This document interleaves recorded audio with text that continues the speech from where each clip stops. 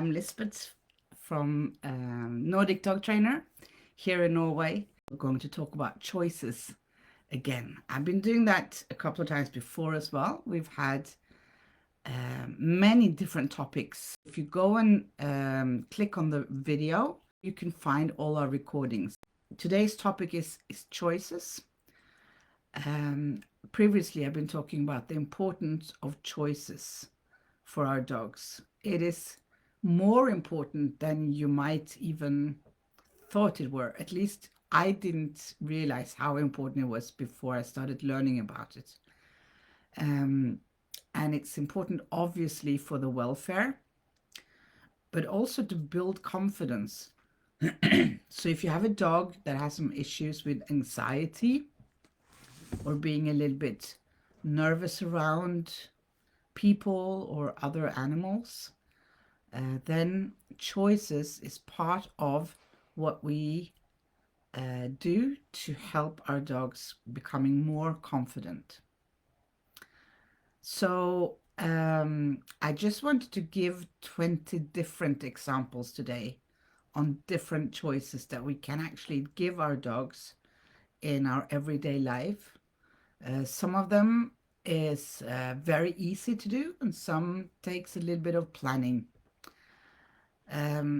Without having a big discussion about this, I'm referring to Dr. Amber Batson. She's a British veterinarian behaviourist, and she is claiming that dogs is one of the pets that we humans have that have maybe the least freedom of choice and freedom in general. Even fish and rabbits, you know, they can go to the toilet whenever they want, but our dogs, they need to ask for permission or ask to let us out. We decide when they're going outside to go to the toilet. So there are many things that we do that we could actually give them a choice. And some are more important than others, and I'll go through a few of them tonight. I have some notes because I can't remember all the 20 examples in my head. So let's start with the list. For some of you, this is going to be something that you heard before, and for some of you, hopefully, it will be, you know, something new, something you didn't think about, and that, you know, I can remind you of, and then you can implement it in your daily life with your dog. So, in no specific order though, okay? Choices, 20 different choices we can give our dogs. Toy selections, having a variety of different toys. Also, maybe you can even bring your dog to the pet store and let your dog choose the toy. You know, toys are in various different, some of them are made of fabric, some are rubber, and they can chew on them. Some are with and without sound, you know, squeaky sounds or noise. So dogs prefer different toys. Also, they prefer different textures. So that could be the second example of things we can give as a choice to our dogs is choose different kind of chews. Chewing is very good for the teeth, health of the teeth, and it's also a stress relieving activity. And some dogs need to chew a lot every day. Some dogs does not chew as much, but it's a natural instinct and it's a very natural behavior for dogs to chew. So to have a great variety of things to chew, not just present your dog with one thing to chew. And this is something that we can do very easily. And I myself, I didn't really think about it until someone, you know, made me aware of the fact that we are not giving our dogs the choices they deserve to have, actually. We go, and typically maybe I would buy pig's ears. I know my dogs like pig's ears, so I would give them a pig ear. But then when I was made aware of this, I thought it's so easy to give them a choice. Do you want the pig's ears or do you want this thing? So, for example, my Wilma, she's getting a lot of dried fish. Actually, that's mainly what she gets to chew. She likes it. It's healthy, very little calories because she can't put on any weight. She should lose weight. So you can present your dog with two different chews, and they would have to choose one, right? So one day they prefer the pig ear, the next day they might prefer the fish or whatever else you have. So now I can't remember, but Dr. Batson on one of the seminars years ago, she referred to a study that they've done, and I think maybe someone else have heard it too. And please let me know in the chat if it was 40 plus something, 40 different textures, not only textures but also shapes. You know, dogs don't have hands like we do, so they they use their mouth to to feel and to basically get the taste of things. They put things in their mouth. So to have a variety of different toys and different chews around your house, it's also a very good excuse to have a little bit of a mess in your house and to let your dog choose. Okay, number 3 is walking routes. So where you are walking, in which direction we're walking. And this is something that we automatically just do, at least while I'm talking about myself. Before I was made aware of this, I just, thought I'm going for a walk with my dog, and I already had the walk in my head, the route that I wanted to go.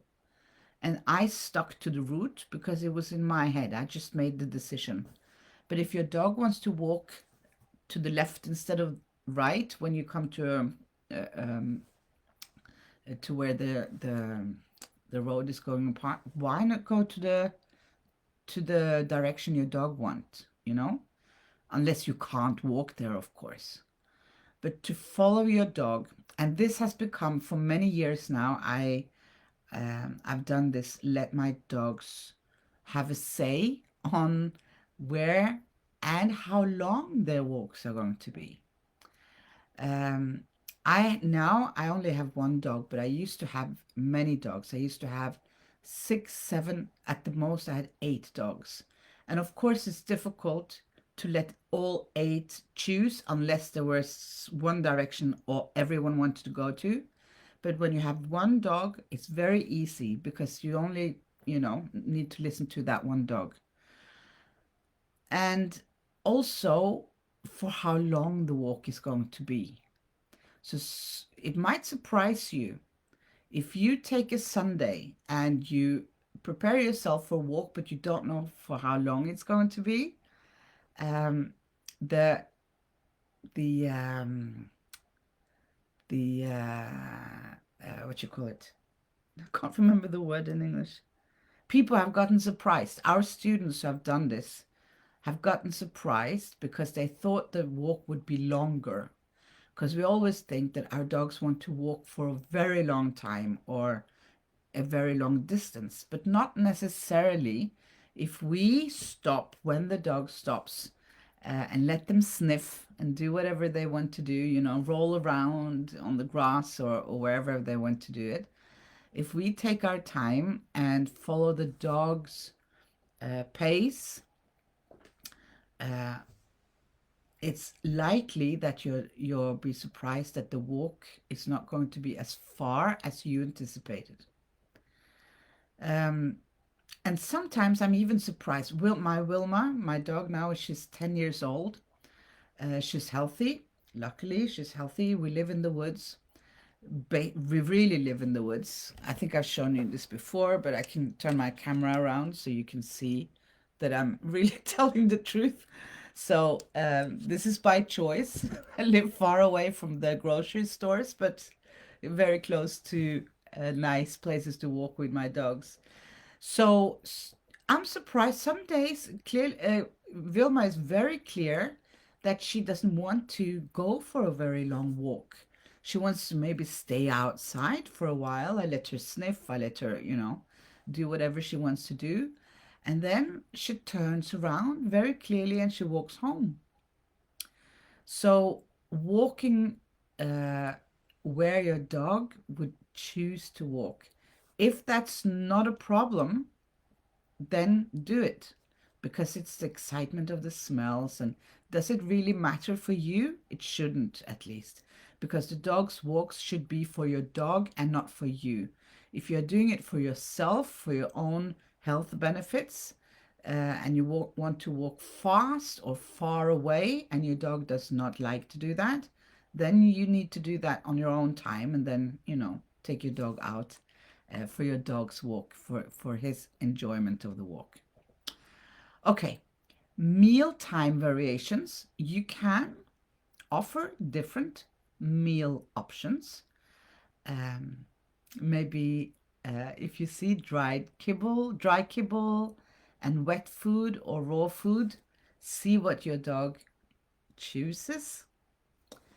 Um, Same thing, not really the same thing, but in the same line, you can also give the dog a choice between the what kind of food and water bowl. And this is surprising, but I can't remember. I tried to remember when I was preparing for this live. Turid Rugaas, she told me that they done a questionnaire and they found out that dogs prefer ceramics. But I'm not sure. I can't remember what it was, but it was definitely not stainless steel bowls. But just try it out. Again, these are things that we just do, not to be mean or anything. It's just something we do. We go to the store, we pick a food bowl and a water bowl, and then, we give it to the dog, put water in it and leave it there. But maybe your dog would actually prefer a different kind of bowl. Um, Also, obviously, to have different choices where you put the water. Water should always be fresh, and you should have a couple of different places for your water. Maybe outside if your dog is outside a lot or at all. It should always be available outside to your dog as well as inside in the house. If you have several dogs, several water bowls, I would say. Absolutely. Social interactions. I've lost count of what number I'm on at now. Social interactions. This is an important one. To let your dog choose if he or she wants to greet or be petted or touched by another human or not. Let them choose. Let your dog choose. If your dog is clearly showing they don't want to be touched, it's your responsibility, I think, to tell the people that please do not touch my dog now because he prefers not to. I think it's very easy for all of us to relate to. If you don't want to be touched by someone, we just don't want to. There doesn't need to be a reason for it. We just don't want to. And I think we should respect that. And it's very difficult. So it's very important for dogs, especially if you have a dog that is a bit nervous or have some issues being social. It's not helping. It's doing the opposite. It has the opposite effect to be forced into being handled by others if they don't want to. So let them choose. Same thing with meeting another dog. A lot of dog owners believe that there's something wrong with their dog if their dog doesn't want to play with every other dog. But in fact, it's very normal. So dogs are individuals. Some other dogs they like, some they get along with, and some they don't like that much. So it's not surprisingly that they get along great with some dogs and not so much with other dogs. So again, let your dog choose. Don't put them in difficult situations where they don't have a choice. They're typically on lead and we kind of force them or lure them into a situation that they don't really want to be in. Another point is restroom locations. So if you have designated places or areas in your garden for your dog to go to the toilet, there should be several different places. Same thing with digging. If you have a dog that is, that's a whole other topic I just realized now, but if you have a dog that loves digging, you should provide a couple of places outside in your garden for him to dig.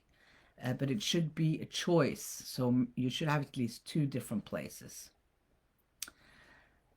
Now, grooming sessions, that's something that we can let them choose a little bit, not all the time.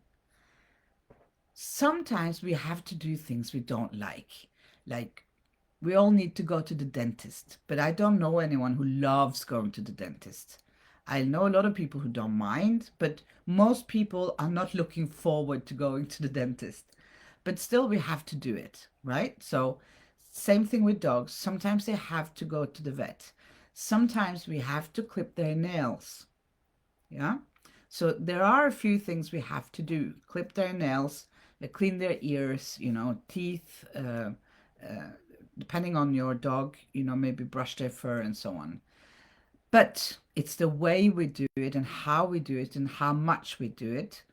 They can have more say themselves. And we have actually that as a practical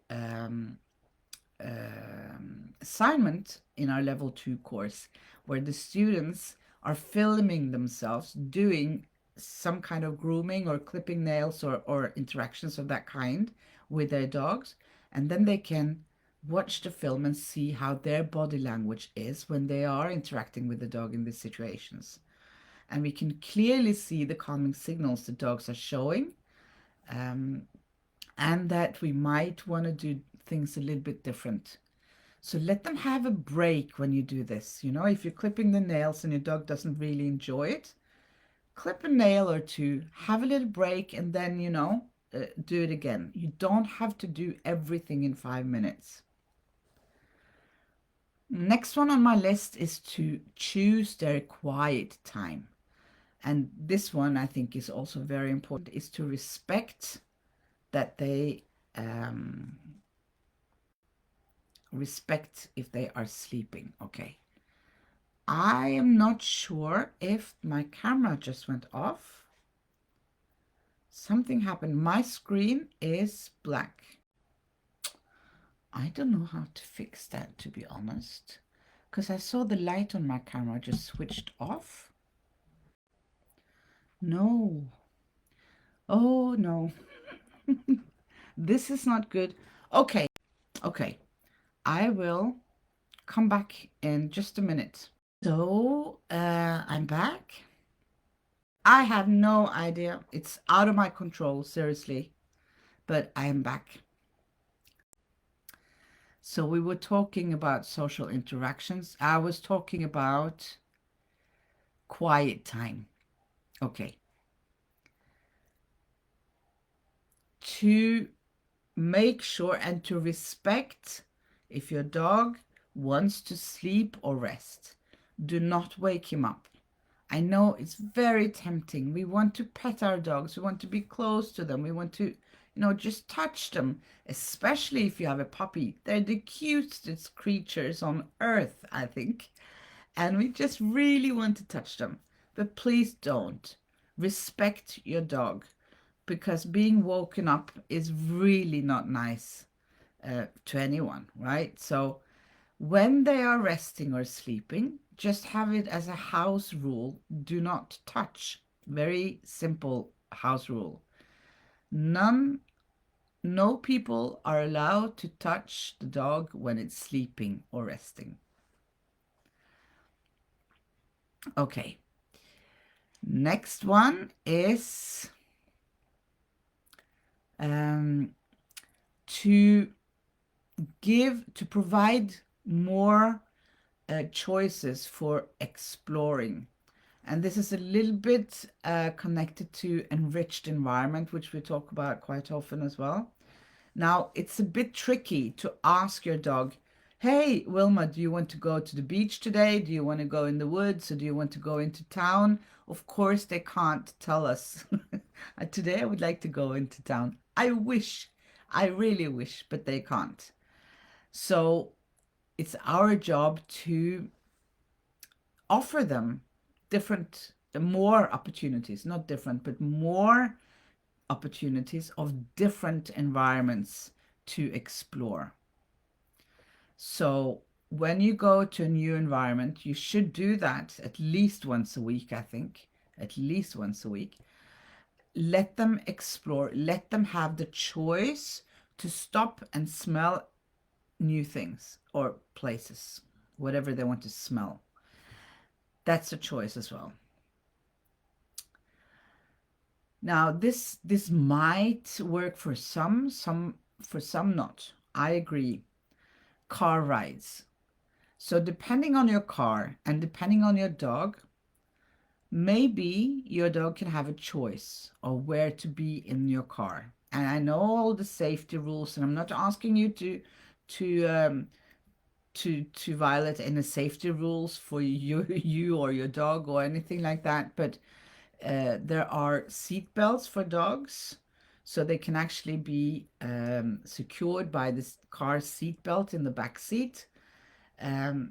So maybe, depending again, this, like I said, it depends on the country you live in, the rules and regulations and the laws when you're driving a car and all of that. But if you have the opportunity, think about it. Maybe, let's say you have a smaller dog and your dog is traveling in a car in a crate. Maybe the crate could be next to you or in your back seat instead of in the back of the car, something like that, or the other way around. Yeah. Sleeping arrangement. This one is important, and this one is really important. We have had Facebook Lives and I've had lectures and free webinars about this. It's the fact that dogs, there's 40% of the sleep time is during the day and 60% is during the night. And it's very important to offer them the opportunity to choose where they're sleeping. Because they typically, the normal behavior of a dog is not to stay in one bed or one place for their whole sleeping time like we do. That's one of them really, that's another really good reason why not to use a crate with a closed door. Of course, some dogs do sleep the whole night in your bed or something, but it's very likely that your dog will wake up during your night and during the day when they're sleeping, walk around and choose a different place to sleep for a bit. Different environment, like hard surface or soft surface, warm and cold, elevated or on the floor, different places, maybe even different rooms. And it's very normal that they get up and drink during the night, maybe even eat if they have the opportunity to choose. So let your dog have different places to sleep in the house. I'm sure if you listen to Nordic dog training and our courses or webinars before, you heard us talk about this, but this is very important to get good quality sleep. Okay, now another thing we can help our dogs to choose more is when to be outside and when to be inside. So again, this is for you who have a veranda or a garden or somewhere where you have your dog outside as well as inside. Listen to your dog. If he wants to be outside, let him be outside. If he does not want to be outside, let him come inside. Yeah. And for some because these are things that we don't necessarily think about, and I just want you to start thinking about it, right? So instead of deciding, okay, we just had our dinner now, the human dinner, and for some reason you are used to putting your dog outside in the garden, maybe on a leash for whatever, half an hour, maybe your dog doesn't really like that or doesn't even enjoy it. So listen to them. If they don't want, they don't have to. Um,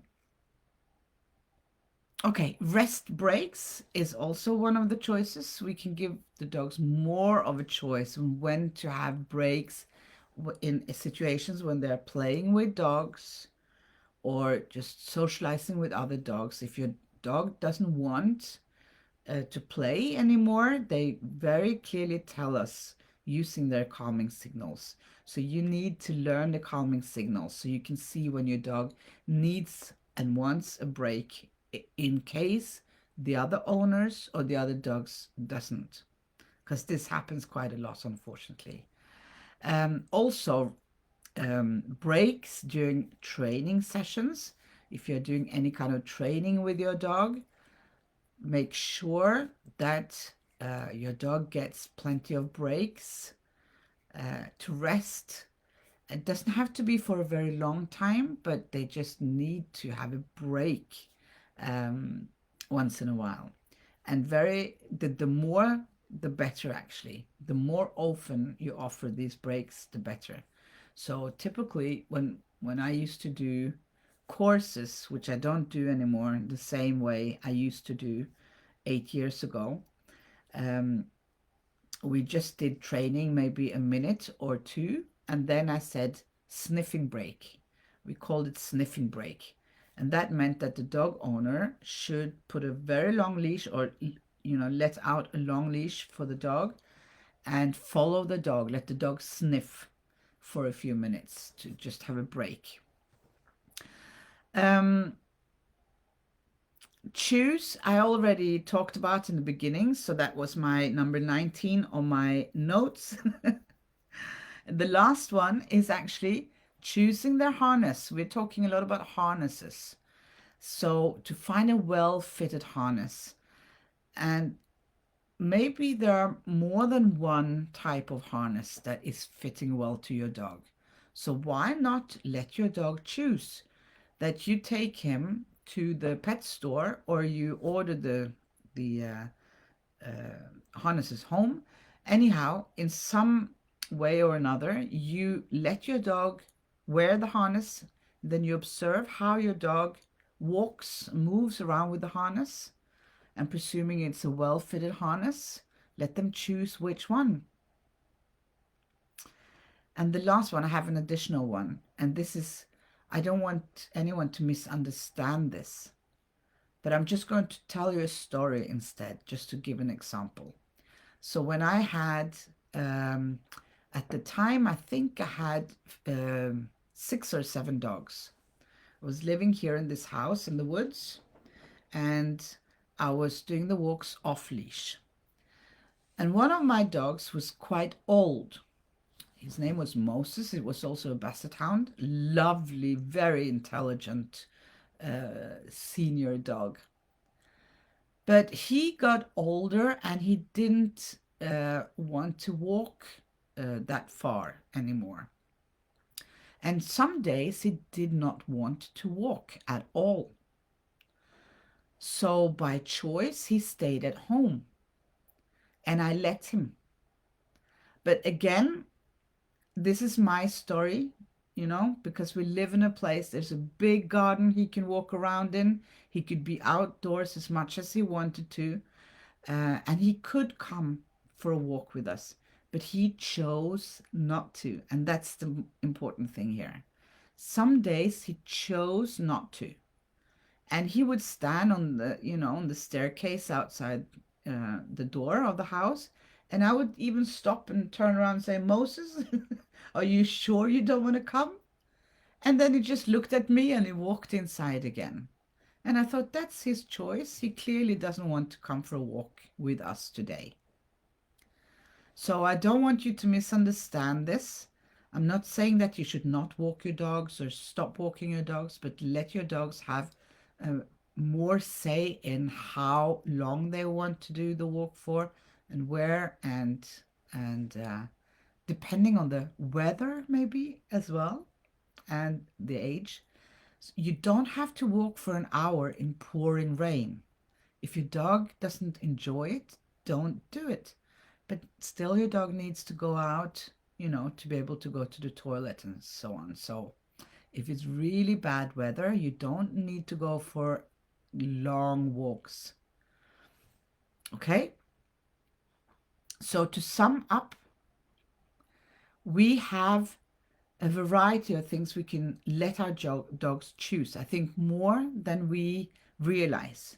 So once, hopefully, I manage now to put that thought in your head that, oh, okay, maybe they could choose. You will yourself automatically see more things that you can actually allow your dog to choose. More different situations, different things, whatever it is, food bowls, water bowls, the length of the walk you're going, whatever. So a summary of this is the sleeping spots have different places that your dog can sleep. Give them a choice. The toys, even the treats you give them, they can have a choice of the treats if you give them treats and choose, bones and stuff, bones or dried fish or pig's ears. So there are many different textures, sizes, shapes, and so on. Um, and definitely choice of the length of the walk and where to walk we can give them. And to explore, we should give them always the option of exploring, to stop and smell and finish smelling. Very important too. And to give them a choice of the activity that they are engaged in, to have breaks and whether they want to engage in the activity with other dogs or even with people, and to give them choice of who they want to be, who and when they want to be petted and touched. Okay, and when to engage and be social, interactive with other dogs and humans, like in general. Okay, I managed to do this before the camera cut off again. So that was my list. That was 20 plus some things of different things that our dogs can choose, that we can give our dogs the choice on an everyday basis. Hopefully, I managed to give you some ideas on how you can give your dog more choices. Because I don't think I'm wrong when I say that I think most of us still can give our dogs even more choice than they have. I hope that makes sense.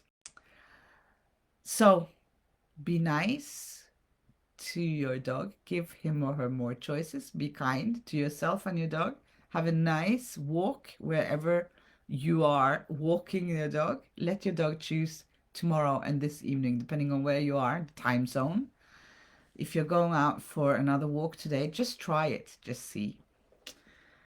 Okay. Have a very nice evening, everyone. Bye.